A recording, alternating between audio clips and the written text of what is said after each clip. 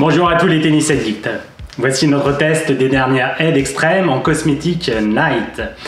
Après la fameuse Speed Black, qui était initialement une édition limitée, mais que Joko lui-même a demandé à conserver, la marque autrichienne lance des versions extrêmes au look beaucoup plus méchant.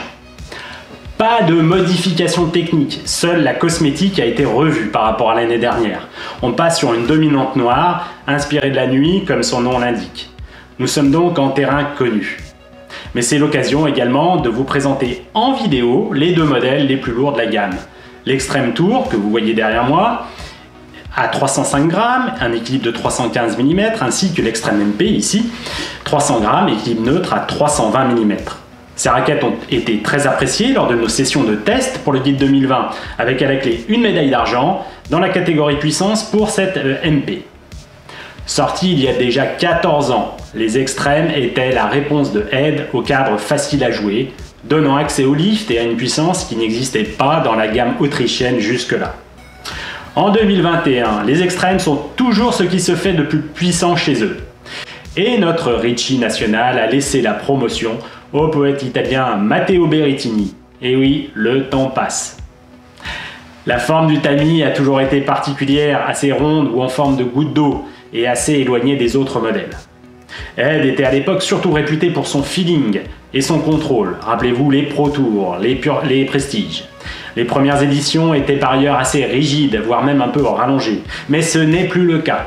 Sur les versions Night, la rigidité est bien maîtrisée avec seulement 64 ERA environ mesurés en laboratoire. Avant même les Dunlop SX300, Ed a été clairement le premier à développer ce type de raquette souple et puissante.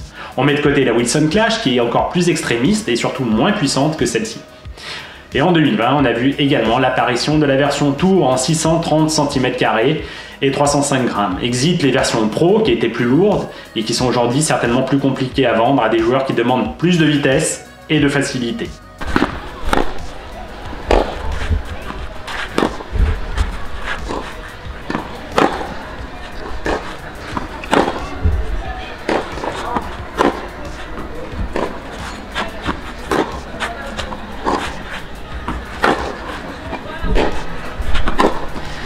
Ed a réussi le tour de force de concevoir une raquette orientée puissance, prise d'effet relativement souple et très confortable. Pas de vibrations parasites, des sensations feutrées, mais avec suffisamment de vitesse. La version MP s'est finalement civilisée, un peu moins de puissance, mais de bien meilleures sensations de confort et une précision en net progrès. Attention, même si elle s'adresse encore aux joueurs avec des frappes liftées, elle est finalement un peu plus polyvalente qu'auparavant. Toujours très stable, ce n'est pas la plus maniable, mais le compromis est de très bon niveau. Il faudra veiller à utiliser un monofilament avec une jauge minimum de 1,25, voire au-delà, car les œillets et les spin grommettes accentuent l'usure du cordage en amplifiant les mouvements des cordes.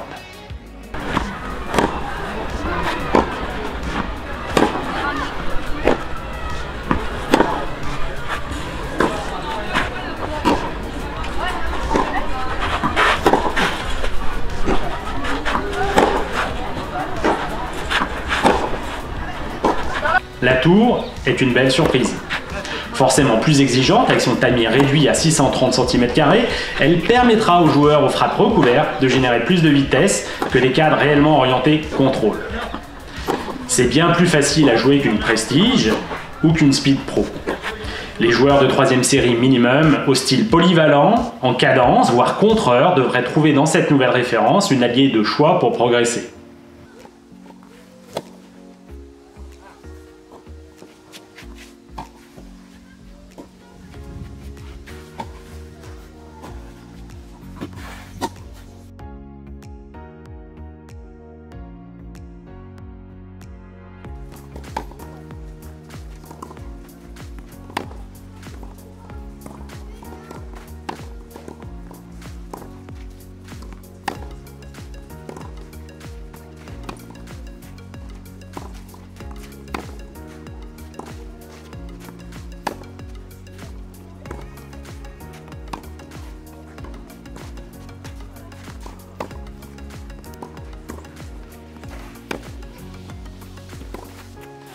Face à une concurrence toujours très affûtée sur ce segment, la Ed Extreme MP est l'une des plus confortables.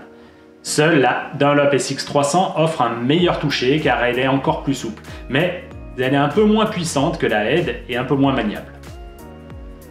La Babolat Pure Drive est restée fidèle à la recette originale, à savoir un cadre rigide, signature de Babolat, avec beaucoup de puissance. Si elle s'est améliorée sur le plan du confort et fait moins de compromis cette année, elle cible vraiment les joueurs qui veulent énormément de puissance et de stabilité. La nouvelle Technifibre que nous avons présentée il y a peu, la TFX1, est plus maniable que cette Head Extreme. Elle offre un meilleur toucher et un confort un petit peu supérieur. Par contre, elle prendra moins les effets que la Head. Pour la version Tour, les alternatives sont nombreuses et assez proches. La Yonex V-Core 98, à peine moins puissante, est un peu plus tolérante peut-être. Chez Dunlop, la FX500 Tour, avec un peu moins de feeling, et en dernier, une version Babolat Pure Aero VS qui est peut-être un peu moins confortable.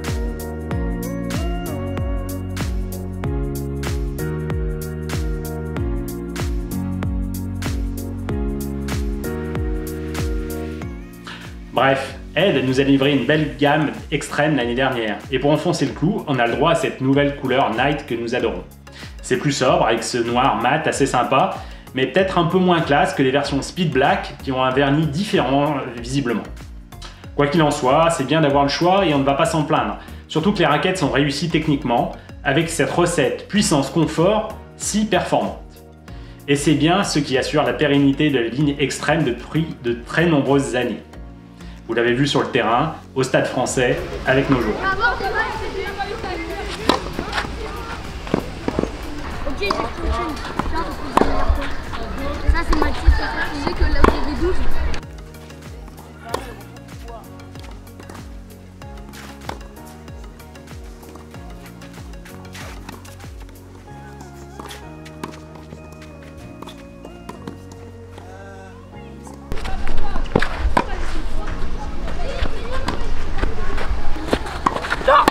Voilà.